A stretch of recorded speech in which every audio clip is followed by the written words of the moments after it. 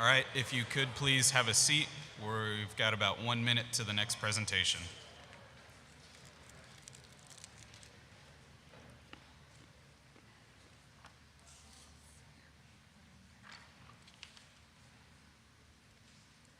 Yeah.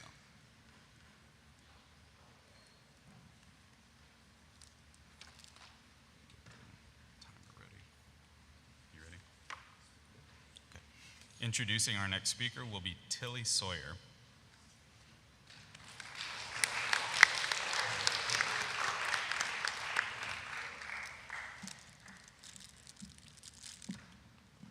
Hi, I am Matilda Sawyer, and for my entire life, I have known Kenneth to be just my older brother. But recently, I have learned that Kenneth has not only taught me things as an older brother, but also as a great friend. Kenneth will be attending A&M College Station and studying biology. His thesis will be about revising the education system flaws caused by Marxism. Now please join me in welcoming my other brother, also known as Kenneth Sawyer.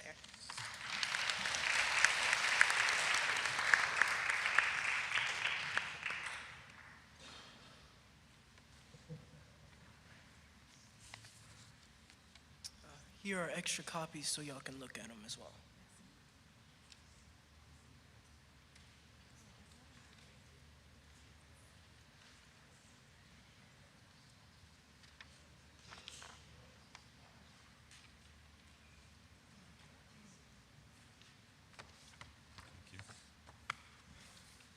Thank you.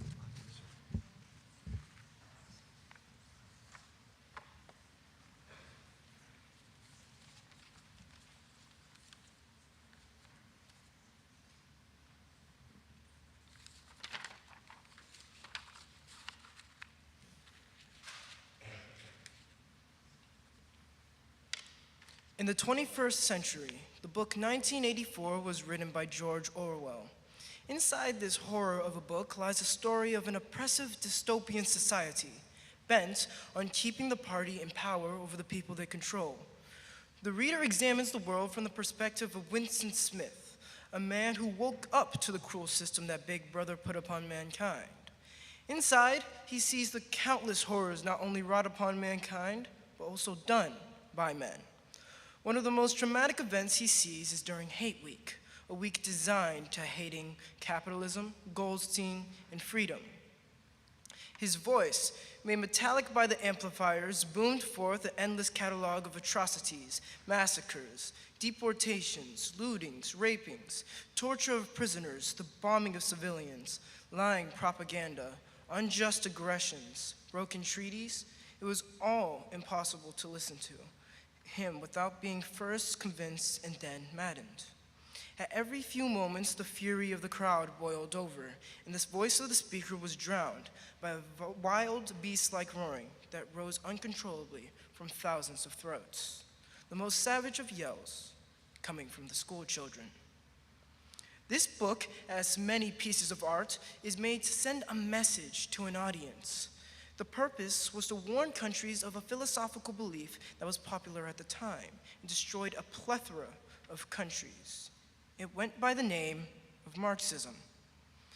In this book, he kills the very idea that such a society can succeed, which cements the book into literary history. However, did that message get through to the very countries that we live in today? That can be easily answered by one event.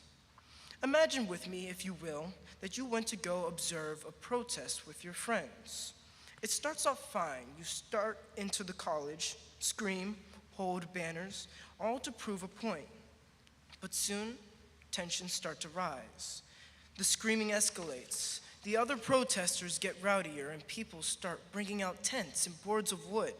At first, you ignore it and keep going, but soon you can't help but notice what is happening.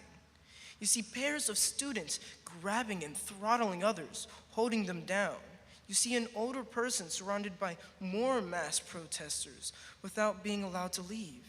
And finally, the police arrive and put a stop to the riot by tear gas, baton, and brute force, freeing those held hostage and taking many into custody. This is no random event. This riot was the same scene America saw in the last month inside not one, but multiple of our top colleges, including the University of Texas at Austin. Many were kidnapped, held hostage, and hurt during these riots. Why have these two scenes been juxtaposed?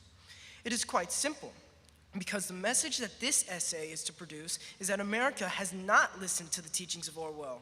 It has blatantly done the opposite of what he advised, and now it will bear the price, just as in 1984, where the whole of society is controlled and made into slaves of the party.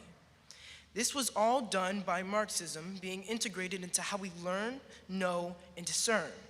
The teachings of Marx have invaded the education systems of America, chiefly the ones affecting the schooling systems and the teachings that we have, which care for the youth and our future. To take it back, the Christian community must rise and fight for the education of our children by using Marxist tactics of pushing our own ideologies into the schools by our children.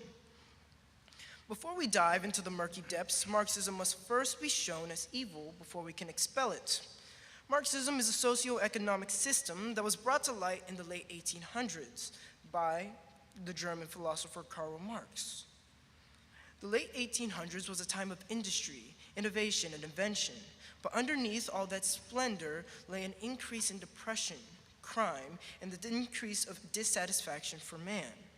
This gave Karl Marx, the father of Marxism, the grounds for his principles. He states in his Communist Manifesto that throughout time there are always different classes in society, and these classes are linked in an internal struggle for superiority, and that those who took control of the economy took control of everything, due to all things only being material, and thus subject to the economy. However, in this class struggle, there is a group of people who are consistently in power. These people just so happen to like this power and use it to institute elements of oppression into society and keep the poor group, otherwise known as the proletariat, under them. But what are these things that the rich or the bourgeoisie use? Well, anything that seems oppressive and emphasizes a hierarchy of power, like religion, tradition, reason, objectivity, and capitalism.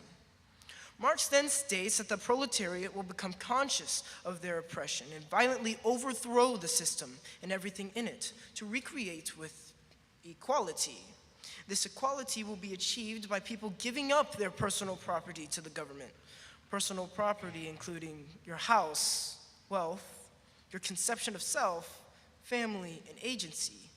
Also, the government, which definitely has your best interest at heart, can distribute equally to people that deserve it as much.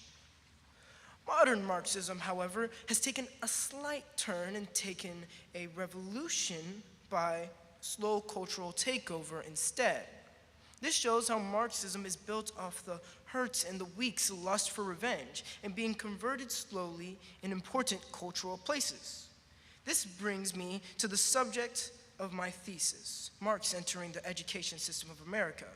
For where are you going to find the most ignorant and weak and incapable? Inside the system made to eliminate them, of course. What is a subject that affects everything that man does, and thus his culture, but what he knows and does not know? Where can we find those who will control our very future? The education system. It is clear as glass what is the best place of invasion, so why isn't it the most protected? There are many places where man is given to learn, such as life or from their parents and friends. But one of the most influential is the public schooling system, with roughly 81% of children attending these schools. Not only is it the most influential, but it is also the most vulnerable at the same time, for it lacks any touch of Christianity and has excluded God since the 1960s. Public schools used to be geared towards the Christian faith, but this changed with the rise of atheism and atheistic families. These families pushed for the removal of religious teachings in McCollum v. Board of Education in 1948, which they won. This wasn't enough, however. They then removed school prayers from the system as well in Engel versus Vattel, 1962, all in the name of neutrality. After that, This system started to see a descent into a state shockingly different from education that originated in the church. This fall, however, did not lack any foreshadowing.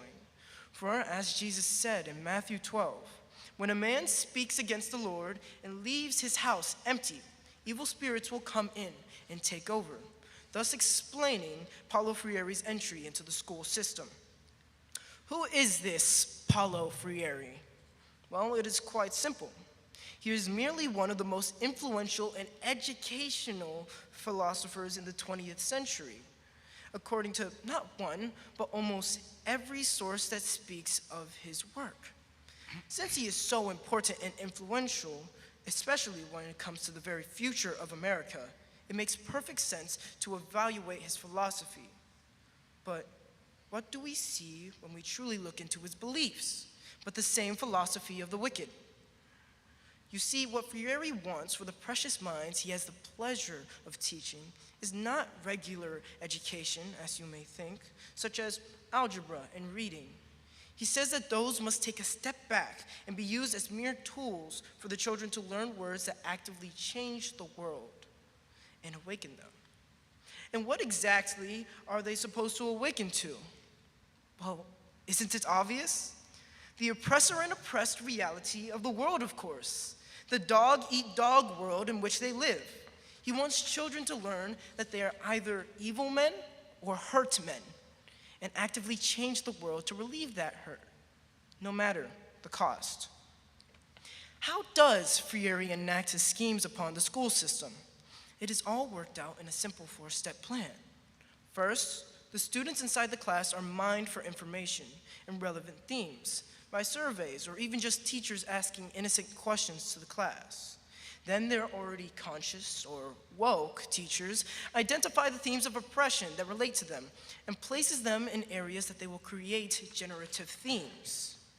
This is where the tragedies of America come in. America has experienced countless follies and tragedies and large events such as industrialization, antebellum, slavery, eugenics, 2 world wars, and thousands of disagreements sparking millions of battles.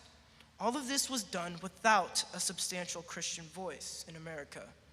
They then take this gap of Christianity and use it to push these topics in classes designated for actual learning, but used for political and critical gain.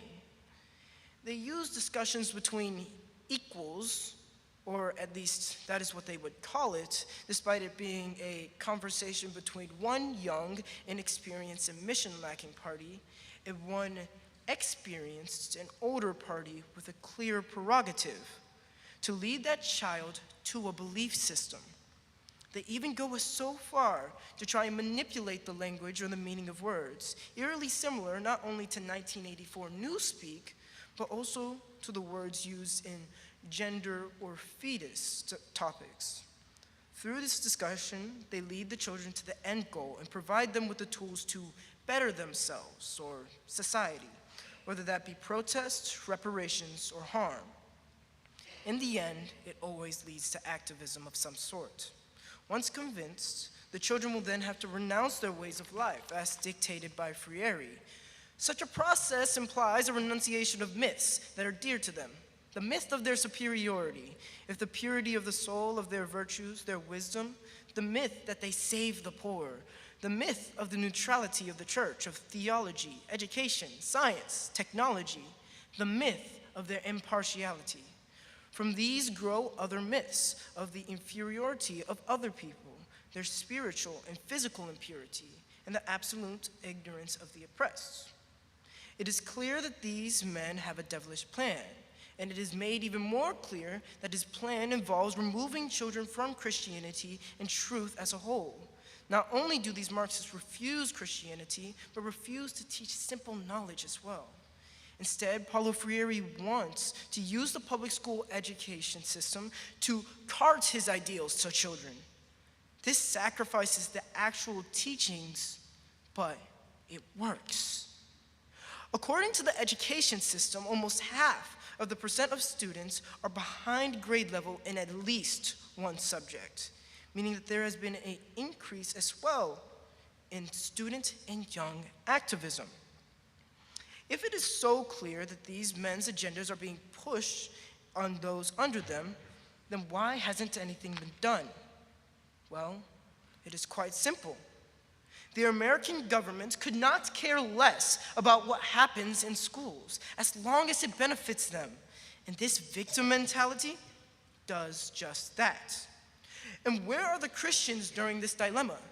Sitting down and ignoring the call to battle the whole time, ignoring the jeopardy that all of society is in. Because we did this, we now have our children stuck in schools that refuse to teach them anything of God. Not only are math, history, and literature perverted, but they even make classes devoted to trapping the youth, such as critical race theory classes. These classes are made to teach that the American system was built by bad white men, which made the system continuously oppress people of color. That white people will always succeed because the system is made for them and against others. This resulted in not only affirmative action, the glorification of black ghetto culture, and racial rifts between black and white people, effectively undoing all of the work that Martin Luther King Jr. did. If CRT, critical race theory, classes don't alienate our kids from God, then the teachings of sex in schools will. The libraries have now been littered with LGBTQ and gender theory literature, all of which to make students question and eventually tear down society. One of the most popular of these books was the book Gender Queer, which was brought up in multiple debates over its very explicit nature and its abuse of heteronormativity. That book was banned in only 138 school districts, according to the Capital Research Center, which sounds big until you put it into proportions.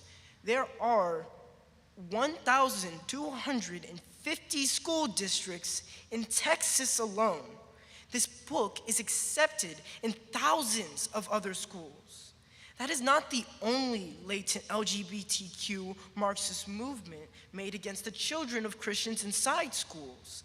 Activities such as Drag Queen Story Hour, where drag queens go to schools to read and educate children, provocatively dressed men pretending to be women show up to the impressionable and use their very presence to make them question and eventually accept the pill that was forced on them by their liberators. If this is what is allowed to those under the age of 10 years old, just imagine what is available to those of the ages of puberty and those who take sex ed classes. With ideas such as these, it is no wonder that the amount of LGBTQ students in high school has jumped from 11 to 26% from 2015 to 2021. That means your child has a 25% chance of coming out of school gay, lesbian, or some other perversion. This sexual freedom eventually led to thousands of people rejecting God and living sexually immoral lives. Our very own colleges work for the agenda of Freire, as with a plethora of Marxist majors such as gender studies or women's studies. Our students can't even attend school in peace because they've come places of protest against some regime that the people deem as oppressive almost every other week. All of this is not random. It is a strategic play to make a mold and fit our society in that mold by our youth. So where are the Christians, and how shall they respond? We can no longer sit in silence.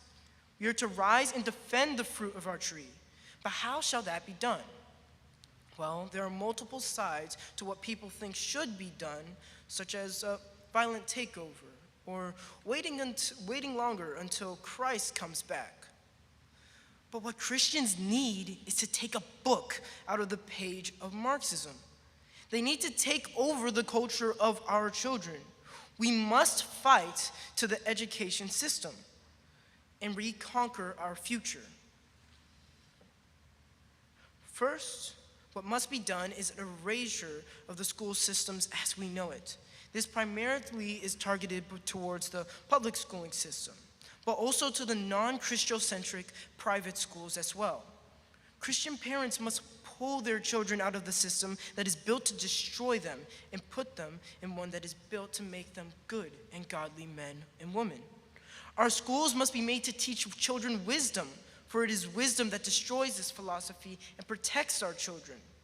Wisdom is the thing that makes them into good, strong men and women, the opposite of what Marx needs for his revolution. This is sharply contrasted by the public school teaching of merely knowledge that can be perverted and used for gain. The difference between the two is that wisdom teaches children good, moral, and beautiful truths about the world, how to handle stress, how to be kind, how and when to act. Wisdom is never changing and applies to all parts of life. Knowledge, however, is changing, is partial, and can be manipulated, as we have seen. If we teach our kids wisdom, they will carry that into the schools and renovate the culture there. It is nearly impossible to do that in a public schooling system, however, where the government promotes neutrality when it should be promoting God. And if we cannot remove the children from these systems, we must arm them anyway. Send them with wisdom and monitor what the schools are teaching them. Discuss the tragedies of America. Talk about it. Talk about the racial rifts, what has been done, but promote what is truly good and beautiful to neutralize what the generative themes might cause them. Not only should the system of education that we place our children in be filled with wisdom, but it should also be filled with Christ as well and pointed towards him. It is as he said in Matthew chapter 12, "Whoever is not with me is against me, and whoever does not gather with me scatters." The wisdom of God should be uttered in the house and in the school at all times, just as dictated in Deuteronomy 6. These are the commands, decrees, and laws the Lord your God directed me to teach you, to observe the land that you are crossing the Jordan to possess, so that you, your children, and their children after them may fear the Lord your God, as long as you may live, by keeping all his decrees and commands that I give you, and so that you may enjoy long life. The schools must become a training ground to forge our children not into the communist mold, but into the mold of Christ. They must be armed with every portion of God's armor. That is the way that Christians beat Marxism. That is the way we heal America and all the hurt it has been through. When this is done, and our future is secure, the Christian community will start a new beginning. Because of the seeds we planted in our children, they will grow and bear fruit. We will see a new great awakening, new Christ-centered literature, stories, music, teachings, and cultural norms. However, if this is not done, and the state of the education system isn't fixed, then America will be forced to replicate the society of 1984. Our meaning will be stripped from us and placed in the hands of the government or the collective. Our reality will only become whatever the people in power say it is. Our people will lose our meaning and act accordingly. The men will be women, and the role of women will be displaced and destroyed. The family shall no longer be a place of love and growth. Everything that we see going wrong today will be multiplied tenfold. If we fight, however, the Christian ethic and our beliefs will either do two things to America: make it into the paradise that we dream of, a land of freedom under God, or cause it to fall, and just like a phoenix, rise anew.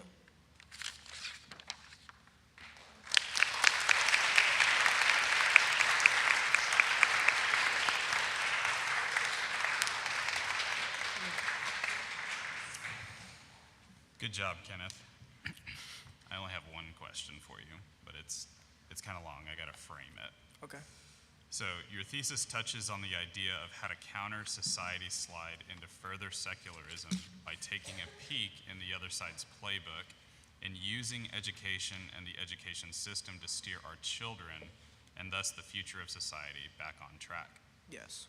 However, in his book, Plundering Eden, Dr. Gregory Wagenfurt argues that we can't plot our course forward by simply using tools such as government or education or technology, but that we must move forward as the revitalized body of Christ, working as God's agent in this world and in partnership with the Holy Spirit. So in that book, he's specifically talking about ecological concerns, but the same idea can apply to your thesis. Similarly, German theologian Dietrich Bonhoeffer speaks out against the church's obsession with youth, describing those who feel the future of the church lies in the next generation as drunk. He's quoted as saying, "Since the days of the youth movement, church youth work has often lacked that element of Christian sobriety that alone might enable it to recognize that the spirit of youth is not the Holy Spirit, and that the future of the church is not youth itself, but rather the Lord Jesus Christ. Christ came to redeem creation by the blood of his cross and his resurrection from the dead. And as Christians, everything we do must be in light of that monumental event. How then can your thesis be altered or extended to view the future of our children and their education through the lens of the redemption offered through Jesus Christ, instead of giving Marxists a taste of their own medicine?" Okay. See, with this question, I don't think it actually has to be altered, as I answered in my thesis. We're not just waiting until the future. We're not just taking it by our own hands and really bringing down the Marxists. No, we are relying on God. And as the body of Christ, we are called to take dominion of the earth, which is why I said the parents have to do it now. We have to take dominion over our children, dominion over our children's education.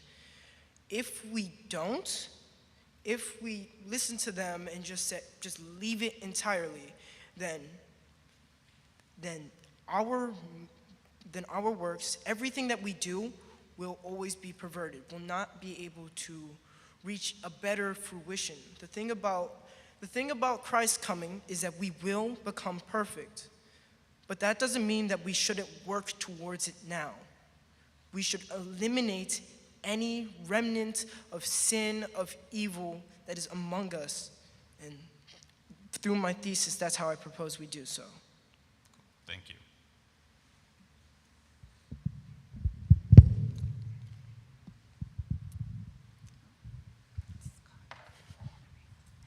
Very well done. Very well done, Kenneth. So you state that Christians should use Marxist tactics to push our own ideologies onto children. Many will find this statement pretty scary, to use Marxist tactics, because Marxism really is like a cancer. Once it gets into a system, even if we're trying to wield it for Christianity, it can still take over, because Karl Marx's ideas are fundamentally opposite of Jesus Christ. And one could even argue that Marx is a form of an antichrist. So how can you make Marxist tactics compatible with Christianity? Okay, well, first things first, I'm not going to use all his tactics, because his tactics is based off of anti-Christian, anti-religious principles. The main tactic that I need to use, that we need to use, is that we need to control our education, control, kind of like filter what comes through to our children's minds, what doesn't come through, and what doesn't come through. That is how we shall do it. Actually, could you repeat the ending of your sentence? Your question? Yes, how can you make Marxism compatible with Christian upbringing? I'm not trying to make all of Marxism compatible. Only I'm trying to take their, tactic or their move, their battle plan, and use it in our way. It is completely compatible with Christianity as long as we don't add their principles to the tactics. Thank you. I'll leave something for Mr. Prothrow.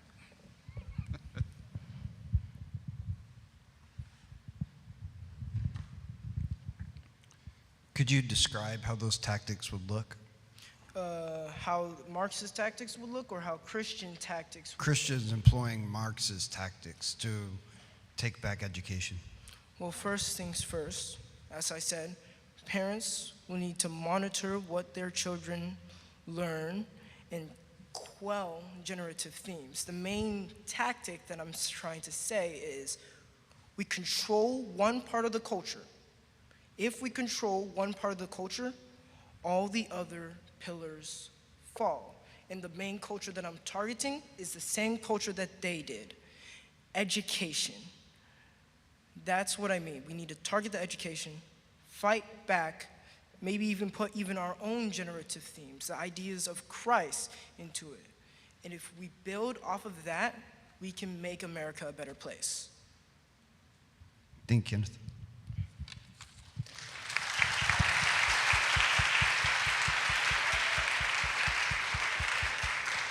All right. At this time, we'll take a few minutes to get our scores tallied. Sit tight, please.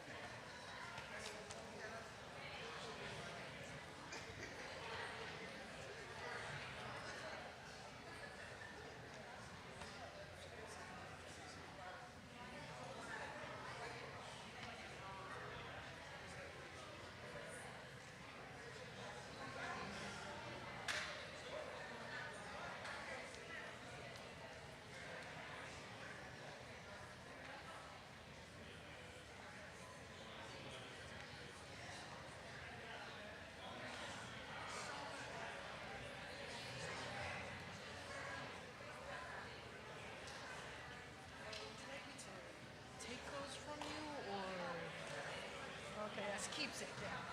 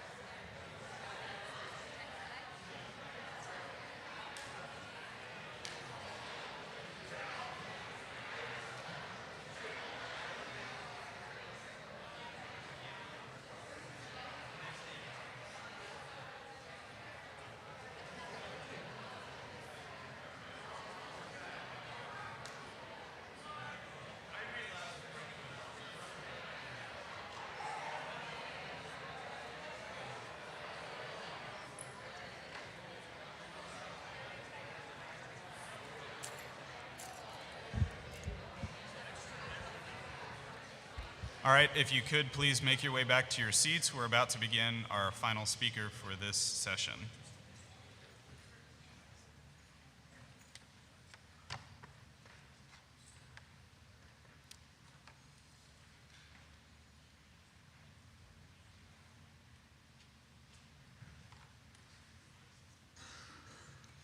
Introducing our final speaker is Rita Petrus.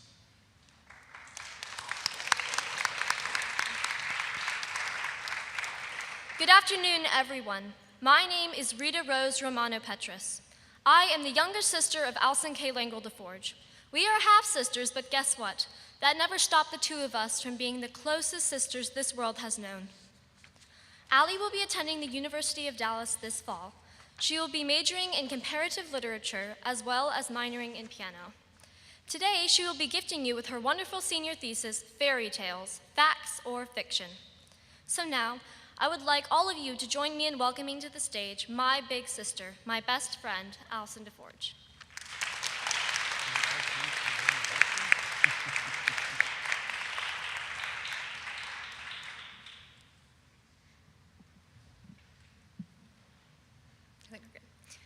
What if I were to tell you that one of the most important things you'll do in your entire life is read a fairy tale to a child?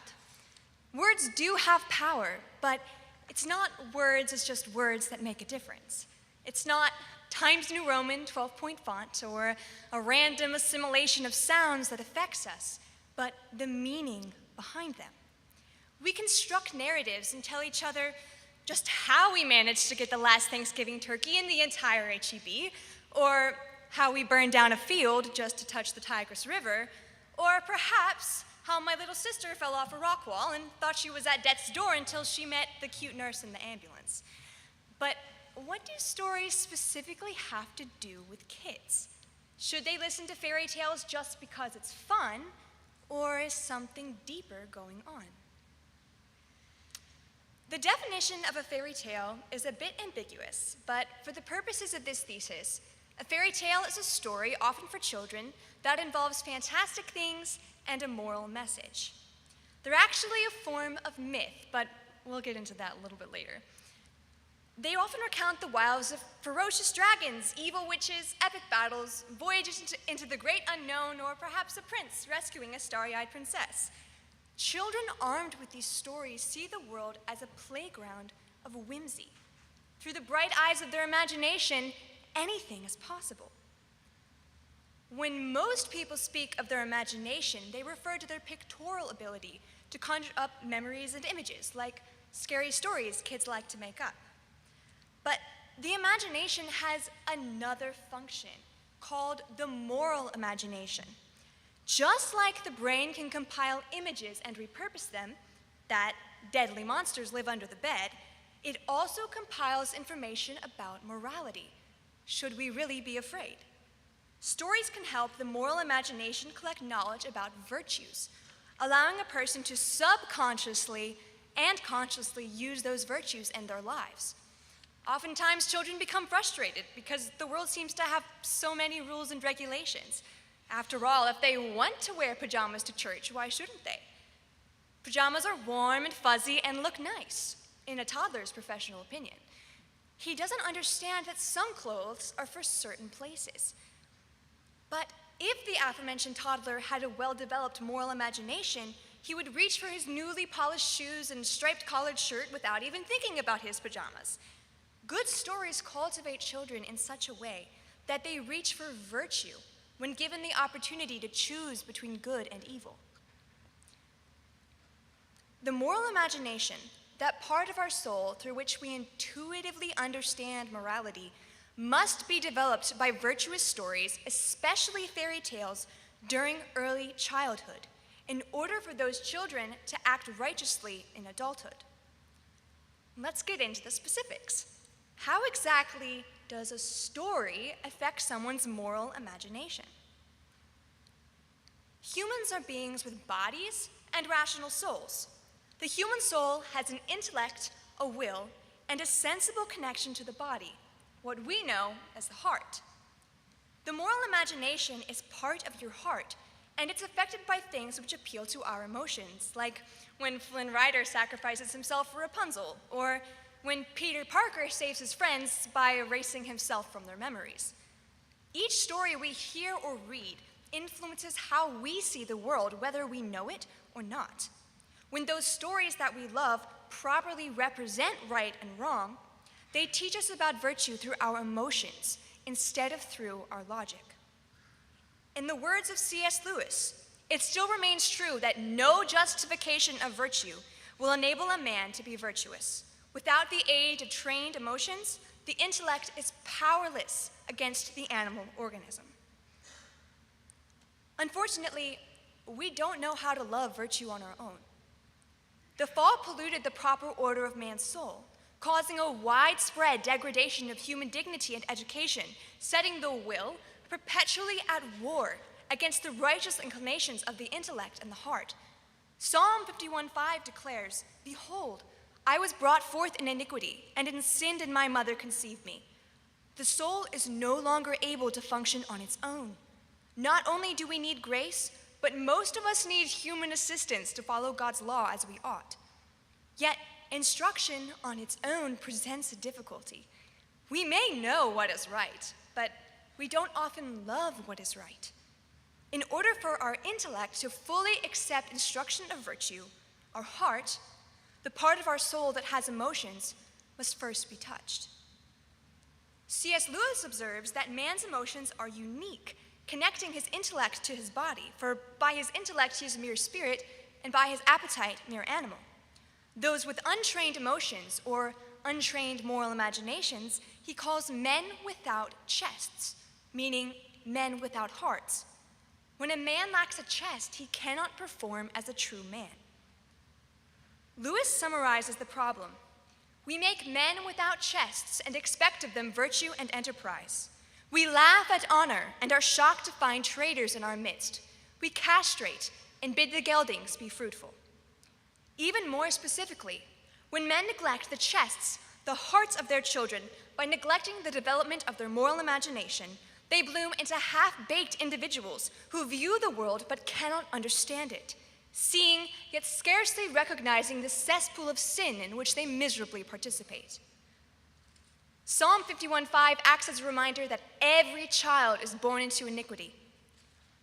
But Psalm 51:6 answers it in hope. "Behold, you desire truth in the inward being. Therefore teach me wisdom in my secret heart."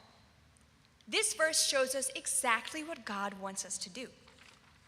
We must learn to accept virtue in our hearts in order for us to be wise and know the truth. We must pursue virtuous education through story. Plato defines education as the instruction of virtue from the youth upwards, which directs men towards the good and guides them to act virtuously in both conscious and unconscious action. Childhood instruction is absolutely crucial, as the human brain develops most rapidly between the ages of 0 and 5. Reaching 90% of its adult size by the end of kindergarten. Plato touches on this in his Laws. The most important part of education is training in the nursery. The soul of the child in his play should be guided to the love of that sort of excellence in which, when he grows up to manhood, he will have to be perfected. Although necessary to support oneself, specific training for a job is not education in the highest sense. Education concerns the goodness of the soul. Training concerns different kinds of knowledge in order to develop specific skills for money-making. Unfortunately, many reject this distinction. In his essay, Experience in Education, John Dewey, a man who sparked the progressive educational movement in America, bases all education on personal experience, or the sum total of all things we do, claiming that children are borrowed from old books and blackboards which simply do not prepare them for living life. Granted, sitting in a classroom for 8 hours a day at the age of 4 probably isn't a good idea, but that's not the problem with Dewey's philosophy. Essentially, he focuses solely on the training aspect of experiences in general education, like learning how to speak well or preparation for medical school. These things are very good, but Dewey believes moral education is less important for young children than these kinds of specific training. Again, those early ages between 0 and 7 are precisely when children's souls are being formed, and they will not be righteous if they are neglected. The results of an education that neglects the moral imagination are horrible. It's not difficult to see the poor condition of our society. It is a direct result of focusing education on experiences that we think are useful instead of developing the good in our souls. Never has there been more opportunity for people across social classes to pursue what Dewey calls experiences, to find work, to learn a trade, to win a scholarship to college. Yet people are unmotivated, lonely, depressed, and suicidal, particularly the youth. Promiscuity and substance abuse run rampant, not only in this town, but everywhere. The people we see around us have been born and raised in a malfunctioning education system. These are the people who are our future. As long as education focuses solely on making money, our society is destined for widespread social ruin, and that is exactly what we see today. On the other hand, the traditional, non-progressive scheme of education for children is through story, not experience alone. Myths within these stories are actually what develop the moral imagination towards virtue. The word myth is often used as a blanket term for cultural stories of origin, but that's not what I mean here. In his essay on myth, C.S. Lewis posits, there is then a particular kind of story which has value in itself, a value independent of its embodiment in any literary work. A myth is a story that enters the heart before encountering the reason. It's that secret ingredient that works on the moral imaginations inside of us. Picture a child listening to his grandfather recount heroic war stories. His eyes and mouth hang agape, and his heart flames with the sentiments of fortitude, integrity, and patriotism that his grandfather imparts so keenly. Especially if the child is young, he's not going to critique the way his grandfather stole someone's pistol or ran waving the colors into the slaughter, but remain enthralled with the glory of his very own grandpa's adventures. All the virtues in the story enter the child's heart without him knowing it. If myths are stories that enter young children's hearts subconsciously at an age where their reason is undeveloped, they can't filter the good myths from the bad like an adult. They'll eat up any TV show, bedtime story, or toothpaste commercial with equal gusto. Chances are, if your little girl watches a My Little Pony episode that normalizes the fact that two girl ponies are married to each other, the next time she plays, she may very well pretend that she's a pony and that she's getting married to a girl. If you think that I'm exaggerating, I have actually watched this happen. It's absolutely critical that you introduce morally accurate myths to your children, preferably in the form of fairy tales, to prevent them from developing a non-Christian worldview. Coming full circle, why should you read children fairy tales instead of just making sure they're watching a nicer TV show like Curious George? The reason for fairy tales actually boils down to the nature of young children and the nature of their families. The philosopher Pascal points out a key irony of this mortal life. Imagination depends on images. Images come from sense experience, and thus the highest thing in us, reason, the prophet of truth, is at the mercy of the sensory imagination. Fairy tales, full of fantastic imagery as well as virtue, present myths in a tangible way, not on a screen where children are spoon-fed images, but in a way that promotes the active participation of their imagination. Maybe it's difficult for a 3-year-old to understand a traditional myth such as Orpheus and Eurydice, but he can definitely understand the sadness of Belle from Beauty and the Beast, when she gets locked in a dungeon far away from her dad. He can sympathize with the struggles of the ugly duckling and understand just how tempting it would be to eat the witch's candy house in Hansel and Gretel. With St. George, he can ride bravely into battle against his fiercest dragons. Not only this, but reading fairy tales aloud instead of watching TV encourages families to get off screens and strengthen their relationships with each other. The process of finding and reading your favorite fairy tales will produce heartwarming memories that your family will never forget. It's a community activity that delights kids of all ages, even if the older ones won't admit it. Nowhere else may they accomplish absolutely anything their heart desires, from flying to galaxies far, far away or talking to their favorite pet. Whichever the story and whoever the child, fairy tales will always play an engaging yet crucial role in their moral imagination and the building blocks of their complete education.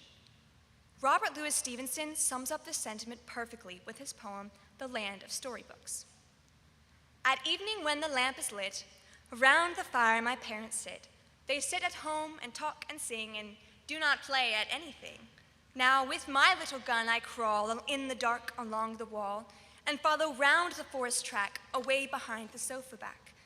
There in the night where none can spy, all in my hunter's camp I lie and play at books that I have read till it is time to go to bed. These are the hills, these are the woods, these are my starry solitudes, and there the river by whose brink the roaring lions come to drink.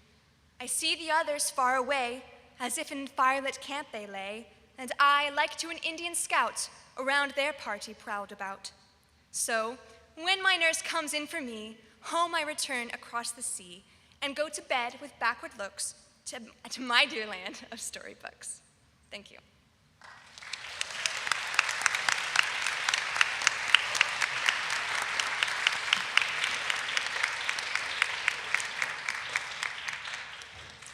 Good job, Allie. I only have one question for you. So you touch on a deeper issue there at the end, that children have lost the ability to approach the world through wonder, and that the solution to that is by returning to a model of imaginative storytelling. Children no longer ride their bikes around their neighborhood to familiarize themselves with their surroundings, or ask their neighbors for a cup of flour or an egg. Much less do they have the patience to sit and listen through a story which tries to communicate to them a deeper meaning of life. Addressing this problem by returning to the way something used to be seems like the exhausted approach to problem solving of this is the way it's always been done, rather than looking to the past with redemptive eyes for inspiration on what can work in our modern world. How then would you create a more holistic plan to address this problem of non-wonder in children that incorporates multiple elements, God, the family, and the old way of storytelling in a way that can be more successful in our modern world? So with my thesis, I get a bit specific. So I only address stories and as relates to education. And the reason that we should include fairy tales specifically is because they're a very easy way to introduce morality and conceptions of morality to children. That's like a bite-sized way for them to learn about what is actually right and wrong. It's like a slice of life, essentially, with images that they can play with. However, stories are not going to make up the entirety of young childhood education, because childhood education is actually something that is part of the right of a parent, and it's their responsibility to cultivate children in a loving home where God is the center. So the whole scheme of a childhood education is going to be the example of the parents and their example as setting God as the head of the family, and then also using fairy tales to encourage the children to understand morality. And so it's definitely going to have to remedy education. Kenneth talked about it, but you really need to step at it from all sides. Obviously, you can't expect a child who you've always given a screen to want to sit down and listen to a fairy tale. But it's your responsibility as a parent to not give the kid the screen. It's going to be your fault.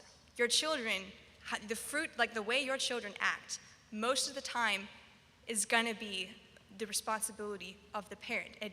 Because kids learn through imitation, right? They're going to be imitating you. And when they misbehave, it's because of some fault on your part or some fault in the education system in which they had to be put. So we need to reclaim it from all sides. But using fairy tales instead of TV is a way to actually control the morality that your kids are seeing. And that's why I suggest them. Thank you very much.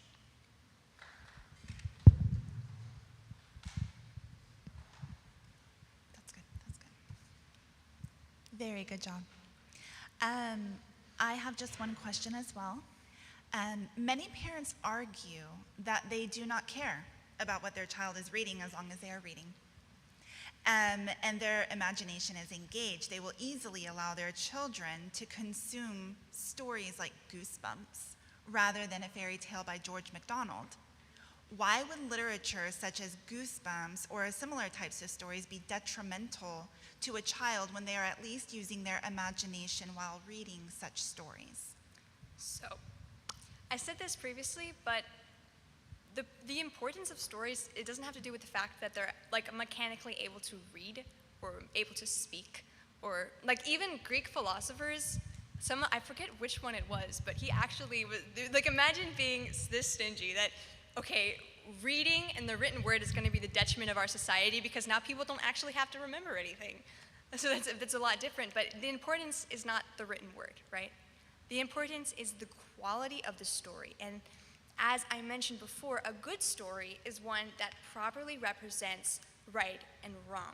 Now, that leaves a lot of different stories for us to choose from, so it's going to have to boil down to the discretion of the parent as to like what levels of violence are appropriate, because obviously violence isn't going to be good for kids, even if it's displaying wrong as wrong.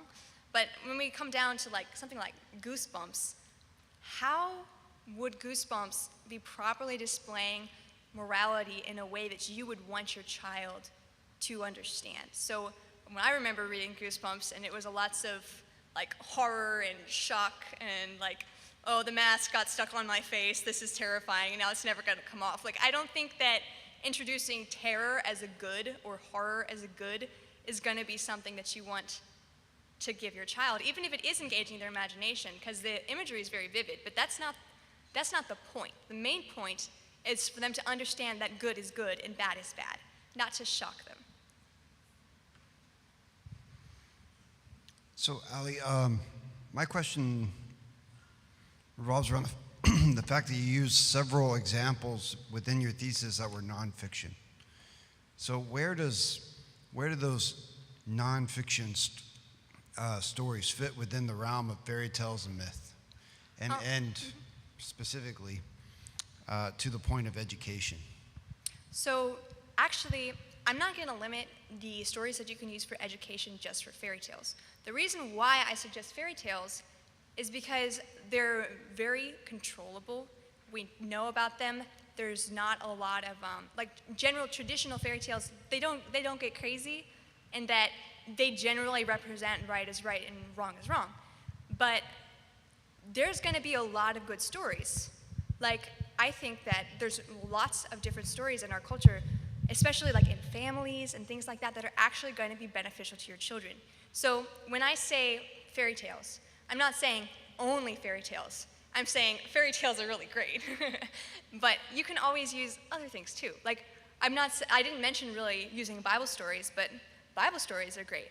Like, and those are just, a lot of those are just historical accounts. Like, we can really use anything to teach our children in a story form, because stories are really, really good for kids. But again, before you give that to your kid, you're gonna have to ask yourself, is right in this story? Is wrong in this story? And we're using the Bible and God and objective goodness as our way to qualify that. Thank you very much, Ali. Well done. Thank you.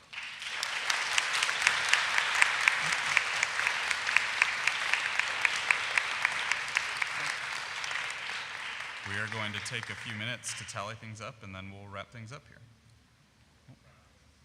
Never mind.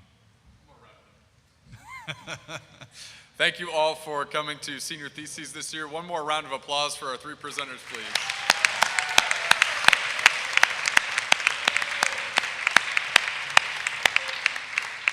We'll see you all later today at 4 o'clock. You are dismissed. Have a wonderful day.